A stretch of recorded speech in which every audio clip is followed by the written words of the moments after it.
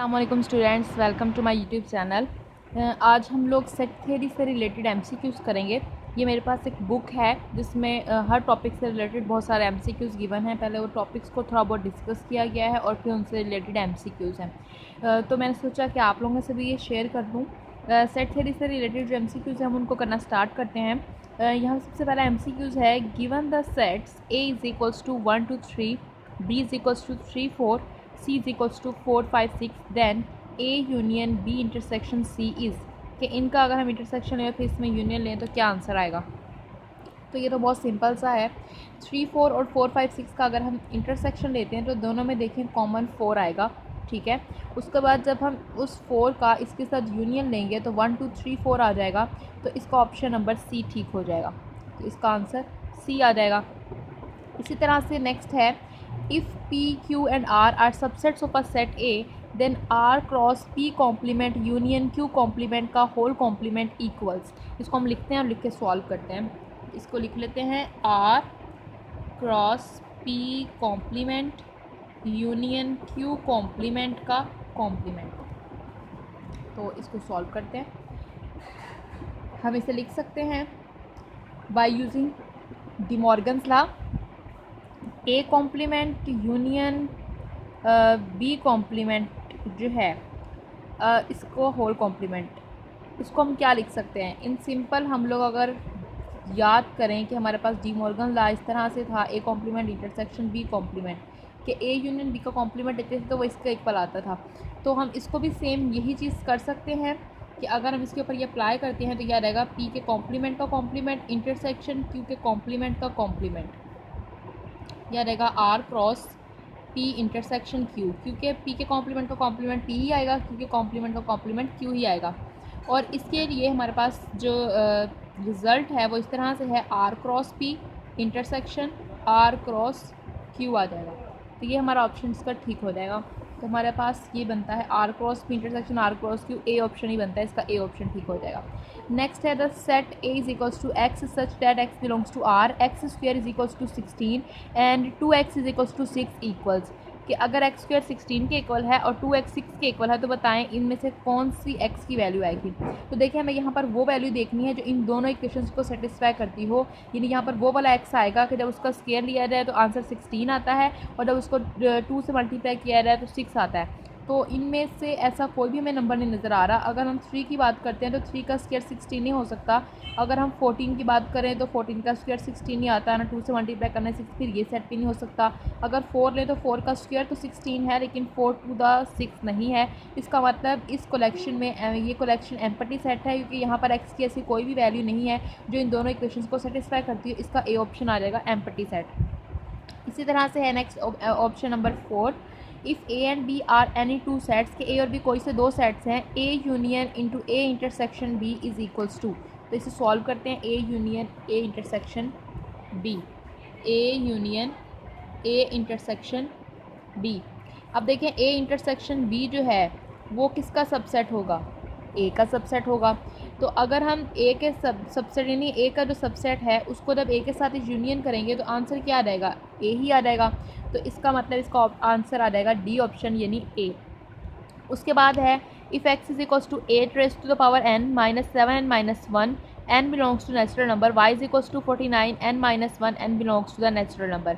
तो वो कहता है कि यहाँ पर एक्स वाई का सबसेट होगा या वाई एक्स का होगा या एक्स इक्वल होगा वाई के। तो इसके अंदर हमें वैल्यूज पुट करके चेक करना पड़ेगा। तो यहाँ हम करते हैं values put, 8 raise to power n minus 7n minus 1 है एक सेट, n नेचुरल नंबर को बिलोंग कर रहा है, ये x है, और y इक्वल है 49 इंटू n माइनस 1। अगर हम इसमें 1 पुट करते हैं नेचुरल नंबर तो 8 माइनस 7, ये माइनस है, n की वैल्यू 1 पुट करेंगे -1, तो 7 माइनस 1 ये 8, और ये आ रहेगा 0 के इक्वल। यहाँ पे 1 पुट करते हैं तो 1 माइनस 1 0, 49 ये भी आ जाता है 0। 2 पुट करते हैं तो यहाँ आ रहेगा 64 माइनस 14 माइनस 1, 64 माइनस 15 करेंगे तो आ जाएगा 14 में से 5 जाएगा तो क्या आएगा 9, और यहाँ 5 में से 1 जाएगा 4, 49 आ गया। इसी तरह अगर यहाँ पर 2 पुट करते हैं 49, 2 माइनस 1 इज इक्वल्स टू 49।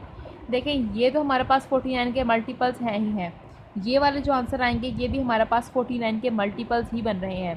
तो इसका मतलब ये जो x है इस y का क्या हो जाएगा, सबसेट हो जाएगा। तो हमारे पास इसका ऑप्शन नंबर ए ठीक हो जाएगा।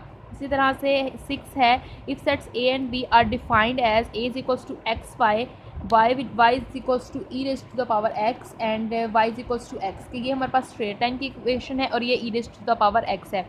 तो वो कहता है बी ए का सबसेट होगा या ए बी का होगा या इनका इंटरसेक्शन एम्पटी होगा या ए यूनियन बी इक्वल होगा ए के। देखिए हमें पता है E raise to the power X और एक्स, ये दोनों जिनके ग्राफ्स हैं वो किसी भी जगह पर हमारे पास टच नहीं करते। एक्स जो स्ट्रेट लाइन है और E raise to the power X जो है वो हमारे पास कर्व टाइप बनेगी। तो ये दोनों किसी भी पॉइंट पे इंटरसेक्ट नहीं करेंगे, इसका मतलब इनका जो इंटरसेक्शन होगा वो एम्पटी हो जाएगा, तो सी ऑप्शन ठीक हो जाएगा। अब यहाँ 7 में वो कहता है the solution of 3x² - 12x is equals to 0 when, कि ये जो सोल्यूशन है इसका सोल्यूशन होगा जब x नेचुरल नंबर को बिलोंग करता हो, तब इसका सोल्यूशन क्या होगा। मतलब ये कि जब x जो है ये कोई नेचुरल नंबर हो सकता हो तो इसका सोल्यूशन क्या हो सकता है। तो पहले तो हम इसका सोल्यूशन निकालते हैं, फिर देखते हैं कि नेचुरल नंबर अगर हो तो फिर इसका सोल्यूशन क्या हो सकता है। तो इसका सोल्यूशन निकालते हैं। सबसे पहले 3x² है -12x है इज इक्वल्स टू 0 के है। ये हम लिख सकते हैं x² - 4x is equals to 0। इसमें से x कॉमन लेंगे तो x - 4 आ जाएगा। तो x की वैल्यू 0 है और x की वैल्यू 4 है।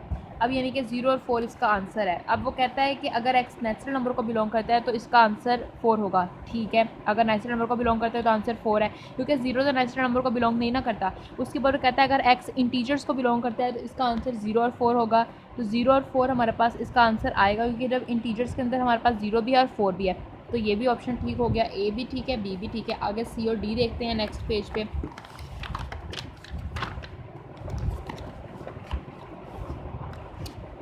सी और डी, ये है सी ऑप्शन कि एक्स बिलोंग करता है एस को इज इक्वल्स टू है ए प्लस आयोटा बी के, बी नॉट इक्वल है 0 के, A B belongs to R is empty set. देखिए वो कहता है अगर एक्स कोई मतलब कि कॉम्प्लेक्स नंबर है तो कॉम्प्लेक्स नंबर में ऐसा कोई भी आंसर नहीं मिलेगा, यानी कि अगर एक्स कॉम्प्लेक्स नंबर है तो इसका जो सोल्यूशन है वो एम्पटी सेट आ जाएगा। बिल्कुल सही, क्योंकि इसका सोल्यूशन सेट क्या आया, 0 और 4 आया ना। तो अगर एक्स कोई कॉम्प्लेक्स नंबर पुट किया जाए तो इसका तो सोल्यूशन नहीं निकलेगा, इसका मतलब एम्पटी सेट आ जाएगा। डी ऑप्शन में कहता है ऑल ऑफ दीस, तो इसका आंसर क्या हो जाएगा, ठीक ऑल ऑफ दीस, यानी डी ऑप्शन ठीक हो जाएगा। x and y are two sets such that x has 40 elements, x union y has 60 elements, x intersection y has 10 elements, number of elements y में कितने हो जाएंगे। तो इसके लिए हम ये फार्मूला लगाएंगे कि कार्डनैलिटी निकालने के लिए हम cardinality of x union y equal लिखते हैं cardinality of x plus cardinality of y minus cardinality of x intersection y। अब हमें यहाँ पर निकालनी है x की y की कार्डनैलिटी। x की दी हुई है हमें 40, यूनियन की 60 और इंटरसेक्शन की 10। तो इसकी 40 है, यूनियन की कितनी है जी 60 और x इंटरसेक्शन y की 10, y की निकालनी है। तो ये 40 60 minus 40 plus 10 cardinality of y हम लोग फाइंड आउट कर लेंगे। इक्वल आ जाएगा 60 प्लस 10 70, 70 माइनस 40 30। तो इसका आंसर क्या आ गया 30। तो यहाँ पर हमारे पास हम लिख देंगे 30, इसका MCQ आ जाएगा। If R be a relation, अगर आर रिलेशन है, रिलेशन कौन सा है, लेस देन का, फ्रॉम ए सेट ये है और बी ये है कि ए से बी में हमारे पास रिलेशन है। किस तरह से डिफाइन है कि ए लेस देन हो बी के। अब यहाँ पर हम देख लेते हैं कि कौन सा ए लेस देन है बी के हमारे पास सही है। 1,3 1,5। अब देखें हम यहाँ से देखें तो यहाँ से 1 3 हो सकता है, 1 5 हो सकता है, 2 3 हो सकता है, 2 5 हो सकता है, या 4 5 हो सकता है, या 4 3 हो सकता है। तो वो हमारे पास यहाँ पर किस में बन रहा है, यहाँ पर 1 3 1 5 2 3 2 5 3 5 4। ठीक है, ये आ जाएगा इसके अंदर, ये ए ऑप्शन ठीक हो जाएगा। उसके बाद है let R be the relation on the set of real numbers defined by setting A related to B if A minus B के absolute value less than equals to 1/2 then R is. अब वो कहता है बताएं कि ये relation reflexive है, symmetric है, ट्रांजिटिव नहीं है, या सिमेट्रिक और ट्रांजिटिव है, रिफ्लेक्सिव नहीं है, ट्रांजिटिव है लेकिन सिमेट्रिक और रिफ्लेक्सिव नहीं है। देखें रिलेशन क्या है, A minus B less than equals to 1/2। तो हम इसे चेक कर लेते हैं कि रिफ्लेक्सिव है या नहीं, या सिमेट्रिक और ट्रांजिटिव। ए माइनस बी के एब्सोल्यूट वैल्यू लेस दैन और इक्वल है 1/2 के। अगर a minus B less equal है 2 के तो a माइनस ए जो है वो इक्वल होगा 0 के, वो भी लेस देन है 1/2 के। इसका मतलब ये रिफ्लेक्सिव तो है। उसके बाद अगर हम लोग a माइनस बी अगर लेस देन इक्वल है 1/2 के, इट इम्प्लाइज b माइनस ए जो है वो भी लेस इक्वल होगा 1/2 के, क्योंकि मॉड में ही है वैल्यू, तो वो भी हमारे पास लेस होगा 1/2 के, तो इसका मतलब ट्रांजिटिव भी है रिलेशन। अब हमने चेक करना है ट्रांजिटिव कह रही हूँ, सिमेट्रिक भी है ये। अब ट्रांजिटिव चेक करना है। ट्रांजिटिव के लिए क्या होता है कि अगर a माइनस बी लेस है 1/2 के और b माइनस सी अगर लेस है 1/2 के, इट इम्प्लाइज a माइनस सी भी लेस होना चाहिए 1/2 के। तो चेक करते हैं, a माइनस बी अगर हमारे पास लेस दैन है 1/2 के और b माइनस सी भी लेस दैन है 1/2 के, तो हम यहाँ पे a की वैल्यू रख लेते हैं 3/4, b की वैल्यू रख लेते हैं 2/11, सी की वैल्यू रख लेते हैं 3/7। तो अब इनको करते हैं सॉल्व ज़रा कि a माइनस बी अगर हम निकालते हैं तो उसका आंसर आएगा 3/4 माइनस 2/11, जो कि आ जाएगा 44, 4 11 द 11 3 33 माइनस 2 4 द 8। 33 में से जब 8 को माइनस करेंगे तो 13 में से 8 जाएगा तो कितना बच जाएगा हमारे पास 3 4 और 5, और यहाँ आ जाएगा 2। 25 डिवाइडेड बाई 44, 25 डिवाइडेड बाई 44 को अगर हम डिवाइड करवा के देखें तो क्या ये 1/2 से छोटा आता है कि नहीं, देखते हैं। 44 0 द 44 पॉइंट लगाएंगे तो यहाँ पर हमारे पास जब 0 से करेंगे तो यहाँ पर 0 आया, 25 नीचे आ गया तो यहाँ 250 बन जाएगा।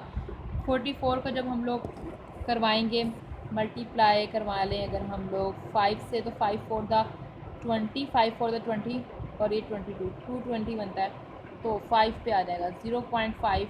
तो इसका मतलब ये इक्वल यानी 0.5 समथिंग के इक्वल आ रहा है, ठीक है। तो अब यहाँ पर हमारे पास देखें ये आ जाएगा इस तरह से, तो इसका आंसर भी हमारे पास लेस देन आ रहा है। इसी तरह से अगर हम लोग देखें b माइनस सी का, तो b माइनस सी का अगर हम लोग देखें तो 2/11 है और c की वैल्यू हमारे पास है 3/7, तो यह रहेगा 77, 11 7 2 द 14, 7 11 द 11 3 द 33, ये नेगेटिव में आई है वैल्यू 3 4 1 और 3 1 2, 21 डिवाइडेड बाई 77, ये भी 0.5 से लेस होगा। तो इसका मतलब कि ये तो है, लेकिन अगर हम लोग a माइनस सी करेंगे तो इसका आंसर लेस देन नहीं आना बल्कि वो ग्रेटर आ जाना, वो आप करके देख सकते हैं। इसका मतलब ये ट्रांजिटिव नहीं है, ये सिमेट्रिक और रिफ्लेक्सिव है। तो रिफ्लेक्सिव है, सिमेट्रिक है, लेकिन ट्रांजिटिव नहीं है, तो इसका ए ऑप्शन ठीक हो जाएगा। उसके बाद है ए सेट है, ए बी सी बी है, ये सी ये है। अब वो कहता है A intersection B union C किसके इक्वल होगा। तो देखें बी यूनियन सी अगर लेना चाहते हैं तो इन दोनों में आ जाएगा ए बी डी ई, और जब इनका इंटरसेक्शन लेंगे तो ए बी सी कॉमन आ जाएगा। ये सिंपल सा, इसलिए मैंने सॉल्व नहीं किया। उसके बाद है ए एन इसके इक्वल है B N intersection C N is equals to है डी एन के। तो यहाँ पर बी और सी बिलोंग करते हैं नेचुरल नंबर को जो कि रिलेटिवली प्राइम है। देन अब देखें यहाँ पर जो बी और सी हैं ये हमारे पास क्या है, नेचुरल नंबर्स तो हैं और साथ ही साथ वो रिलेटिवली प्राइम भी हैं। अब B N intersection C N जो है वो डी एन के है, तो इसका मतलब कि बी एन के अंदर वो एलिमेंट्स आ रहे हैं जो कि मल्टीपल हैं, इंटेग्रल मल्टीपल हैं बी के, यानी बी के मल्टीपल्स हैं वो, और ये सी के मल्टीपल जब किसी प्राइम नंबर से मल्टीप्लाई करते हैं तो वो उसी के मल्टीपल्स बन जाते हैं ना। तो ये बी के मल्टीपल है सी के। अगर हम इंटरसेक्शन लेंगे तो इंटरसेक्शन में वो एलिमेंट्स आएंगे जो बी सी के मल्टीपल्स होंगे, यानी बी सी के। तो बी सी किसके इक्वल आ जाएगा, डी के। तो ये हमारे पास ऑप्शन हो जाएगा सी।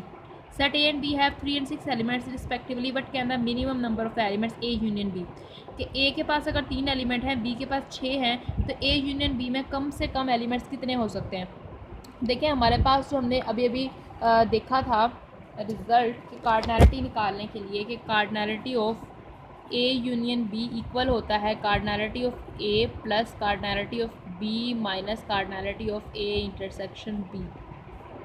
इसके अंदर हमने देखा था। अब देखें cardinality of A union B उसने बताई है कितनी है। अब उसने कहा है कि cardinality of A union B के अंदर कम से कम कितने एलिमेंट्स आ सकते हैं। अब ए की कार्डिनैलिटी हमारे पास 3 है और बी की कितनी है 6।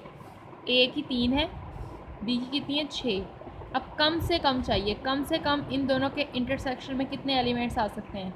इसमें 6 और इसमें 3, दोनों के इंटरसेक्शन में हमारे पास कम से कम कितने एलिमेंट्स हो सकते हैं, क्योंकि इसके ए एलिमेंट्स हैं, इसके बी एलिमेंट्स हैं। अब हमें ए इंटरसेक्शन बी में कम से कम एलिमेंट्स चाहिए, तो हमें ए इंटरसेक्शन बी में ज़्यादा से ज़्यादा एलिमेंट्स चाहिए होंगे। तो दोनों में से कितने आ जाएंगे हमारे पास, वो आ जाएंगे 3।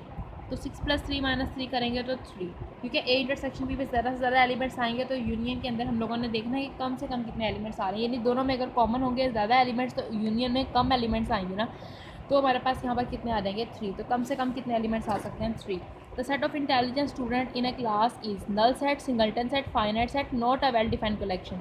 देखें अब यहाँ पे कह रहा है कि सेट है इंटेलिजेंट स्टूडेंट का क्लास के अंदर इंटेलिजेंट स्टूडेंट्स के सेट की जो कलेक्शन है वो वेल डिफाइन नहीं होती, क्योंकि हम अच्छे से एक्सप्लेन नहीं कर सकते कि कौन सा बच्चा इंटेलिजेंट और कौन सा नहीं। तो इस तरह से इसका डी ऑप्शन आ जाएगा, not a well defined collection. इस ऑप्शन में है कि कार्डिनैलिटी जो है यूनिवर्सल सेट की वो 700 है और ए की 200 है, बी की 300 है। Cardinality of A intersection B 100 है, तो cardinality of A complement intersection B complement की कितनी हो जाएगी। तो इसे सॉल्व करते हैं, यहाँ पे लिख लेते हैं पहले कि कार्डिनैलिटी जो है यूनिवर्सल की वो 700 दे दी गई है, कार्डिनैलिटी ऑफ ए जो है वो 200 दे दी है, कार्डिनैलिटी ऑफ बी जो है वो 300 और cardinality of A intersection B जो है वो 100। अब कार्डिनैलिटी निकालनी किसकी है, A complement intersection B complement की। अब देखें ए कॉम्प्लीमेंट जो है और इंटरसेक्शन बी कॉम्प्लीमेंट, इसे हम क्या लिख सकते हैं, इसे हम लिख सकते हैं ए इंटरसेक्शन बी का whole complement by using De Morgan's law. अब ए कॉम्प्लीमेंट का होल कॉम्प्लीमेंट का मतलब है यूनिवर्सल में से A complement A intersection B को माइनस कर देना। और कार्डिनैलिटी की अगर हम बात करें, cardinality of A complement intersection B complement की, तो यहाँ पर इसकी कार्डिनैलिटी आ जाएगी, यहाँ पर इसकी कार्डिनैलिटी आ जाएगी। Cardinality of universal minus cardinality of A intersection B है हमारे पास यहाँ पे, इसे हम क्या लिख सकते हैं। अब हमें यहाँ पर फाइंड किसकी करनी है, cardinality of A complement intersection B complement की। Cardinality of A intersection B है हमारे पास, इसे हम लिख लेंगे cardinality of A plus cardinality of sorry यहाँ पर हमारे पास यूनियन आ जाना था ना, डी मॉर्गन साल ए यूनियन बी आ गया, ए यूनियन बी को लिख सकते हैं cardinality of A plus cardinality of B minus cardinality of A intersection B आ जाएगा। कार्डिनैलिटी ऑफ यू दी हुई है 700 माइनस ए की कार्डिनैलिटी दी है 200, बी की दी है 300 माइनस ए इंटरसेक्शन बी की दी है 100। तो यह रहेगा 700 माइनस 200 प्लस 300 कितना हो जाएगा 500 माइनस 100, यह रहेगा 400, 700 में से 400 जाएगा तो 300, तो 300 वाला ऑप्शन यानी ऑप्शन नंबर इसका ए आ जाएगा। तो 15 MCQs हमने डिस्कस किए, नेक्स्ट 15 हम कल डिस्कस करेंगे।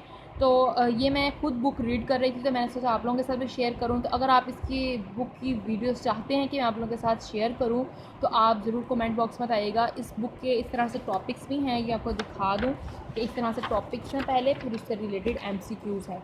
ये सारी डेफिनेशंस एंड ट्रिक्स हर चीज़ यहाँ पर दी गई है छोटे छोटे पॉइंट्स की फॉर्म में। अगर आप चाहते हैं कि ये बुक आप लोगों के साथ कम्प्लीटली तौर पर डिस्कस करूँ तो आप कमेंट बॉक्स में ज़रूर बताइएगा कमेंट करके कि अगर आप चाहते हैं तो आप लोगों के साथ ज़रूर शेयर करूँगी। जैसे कि ये देखिए अभी सेट थ्योरी हमारी यहाँ पर ख़त्म हो जाएगी, तो फिर नेक्स्ट जो टॉपिक इसका स्टार्ट होगा वो है सेट्स, फंक्शंस एंड रिलेशंस। तो ये हमारे पास इसका शुरू हो जाएगा। नेक्स्ट देखें सारे फंक्शन से रिलेटेड हैं और फिर इससे रिलेटेड ये सारे आगे एक्सरसाइज और MCQs हैं। और इस बुक की खास बात ये है कि इसके अंदर सारे MCQs डिस्कस किए जाएंगे और फिर लास्ट में इससे रिलेटेड इतने सारे टेस्ट हैं जिनके अंदर हम लोग अपना वर्कआउट कर सकते हैं। देखिए डेली का वर्कआउट दिया गया है कि आप डेली इतना वर्कआउट करें। उसके बाद हमारे पास यहाँ पर नेक्स्ट में प्रैक्टिस टेस्ट भी हैं। देखिए प्रैक्टिस टेस्ट नंबर 2, 3 और लास्ट में इसके जी मेंस के पेपर्स भी हैं पास्ट, जो कि 2011, 13 इस तरह से आए हुए हैं। वो भी आपको दिखा दूँ। इसके लास्ट में गिवन है हमें वो भी टेस्ट जिनको हम लास्ट में सॉल्व कर सकते हैं। देखिए जी मेंस क्वेश्चन नंबर पेपर 2013 और उसका ये सारा पेपर भी है और फिर उसके लास्ट में आंसर की भी गिवन है। तो ये मैं खुद स्टडी कर रही थी बुक, तो इसके मैंने MCQs शेयर किए। अभी मैं नेक्स्ट तब शेयर करूँगी। अगर आपको ये चाहिए होंगे तो आप मुझे ज़रूर कमेंट बॉक्स में बताइएगा, तो फिर मैं नेक्स्ट आपको हर जो मैं खुद करूँगी रीडिंग वो आप लोगों के साथ भी शेयर कर दिया करूँगी। इसी तरह से एक मेरे पास बुक जी मेंस की भी है, वो बहुत अच्छी बुक है। उसके अंदर हर टॉपिक है मैथ्स का, हर topic, derivatives, integration, continuity, differentiability, functions, binomial theorem, सब कुछ है उसके अंदर। और उसके अंदर क्या है कि पहले टॉपिक्स को डिस्कस किया हुआ है, शॉर्ट ट्रिक्स दी हुई हैं हर चीज़ से रिलेटेड, फिर हर टॉपिक से रिलेटेड 100 तकरीबन MCQs तो बने हुए हैं, फिर मॉक टेस्ट भी उसके अंदर दिए हुए हैं। बहुत कुछ है, वो सेल्फ स्टडी के लिए भी बहुत अच्छी है। तो वो भी मैं रीड कर रही हूँ आजकल। तो अगर आप चाहते हैं कि आप लोगों के साथ में वो बुक शेयर करूँ तो आप लोग कमेंट बॉक्स में बताएं, हमारी वीडियो को लाइक करें एंड शेयर करें, तो हम लोग उसको भी आपके साथ शेयर करेंगे। ठीक हो गया, उम्मीद करती अच्छा लगा होगा, ये MCQ समझ में आए होंगे। हमारे चैनल को सब्सक्राइब कीजिए और बेल आइकन को ज़रूर प्रेस कीजिए। अल्लाह हाफ़िज़।